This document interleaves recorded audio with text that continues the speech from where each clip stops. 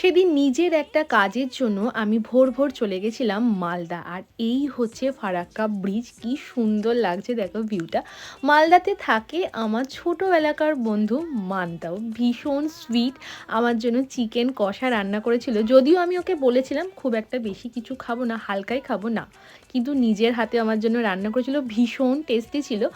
মালদার ডিপিএসসিতে আমার একটা ছোট্ট কাজ ছিল, তো সেটা সেরেই আমি আবার পুরী কামাখ্যা ট্রেন ধরে কাটোয়া ফিরে গেছি। ভেবেছিলাম ওখানে গিয়ে বরের সাথে মিট হবে, কিন্তু না, দুর্ভাগ্য। বর ওর 4 দিনের ট্রেনিংয়ে চলে গেছিলো পাটনা। পাটনার স্বাস্থ্য ভবনে ওর ট্রেনিং ছিল, তো ওখানে ও বিজি ছিল, আমাদের আর দেখা হয়নি। বাট হ্যাঁ, মান্তার সাথে অনেক দিন পর দেখা হয়ে এতই গল্পে আমরা মশগুল ছিলাম যে খুব একটা ভালো করে ভিডিও বানাতে পারিনি। তাই ভরের কিছু ভিডিও আমি এখানে তোমাদের সাথে শেয়ার করলাম। So yeah, that's for today and see you in the next vlog. Tata, bye.